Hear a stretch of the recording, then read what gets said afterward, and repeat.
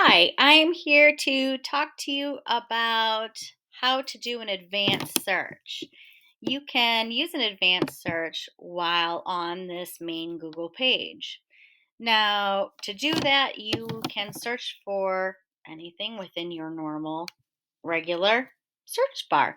For example, if I wanted to find some unique ice cream flavors, if I were having some kind of tasty food craving, um, I can look at these different things that websites that it pulled up for me.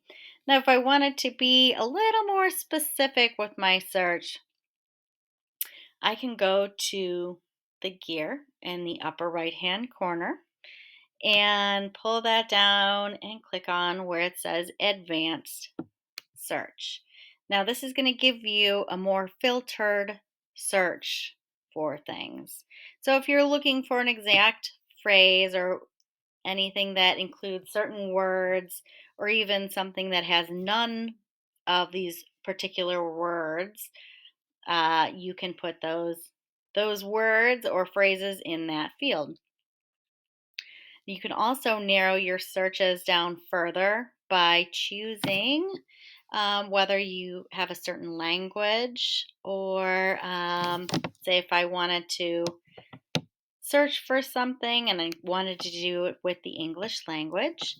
And let's say if I wanted to find peanut butter and jelly ice cream.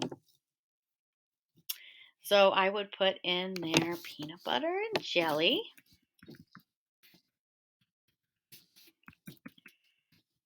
into these search fields above. And maybe I didn't want anything to be confused like chocolate. I don't like peanut butter and chocolate. So I would put chocolate. And I also don't want peanut butter and jelly sandwich. So I would add a sandwich in there too, because I don't want that to come up in any of my searches. Now, some things also to go back down to where the results are more narrowed is you can choose a different file type. So, like any format, let's say if I wanted to find this stuff in a PDF, I could do that, or in a PowerPoint, I could do that. Also, if I wanted to filter it based on usage rights, so if I wanted something that was free to use or to share, I could click on that.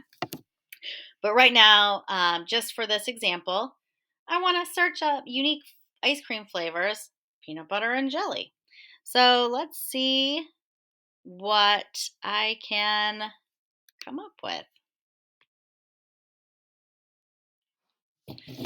All right. So, looks like I found some awesome peanut butter and jelly at Hudsonville, wherever that is, Hudsonville ice cream.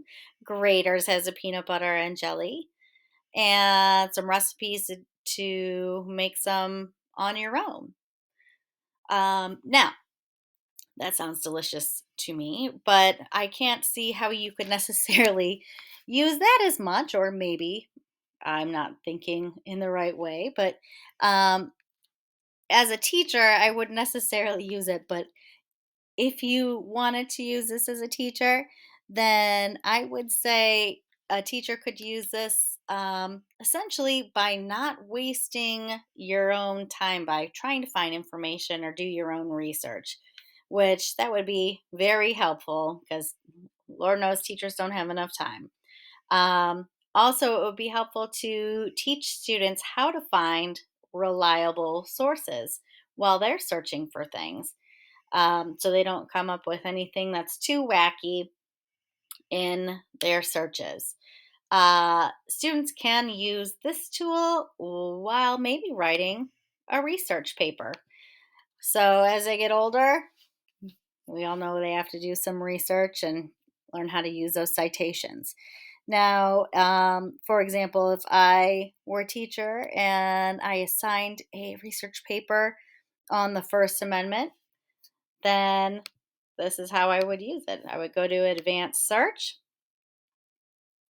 again, and let's say I would put in First Amendment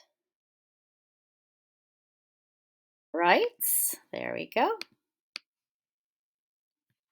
And I would maybe put in freedom of speech as that.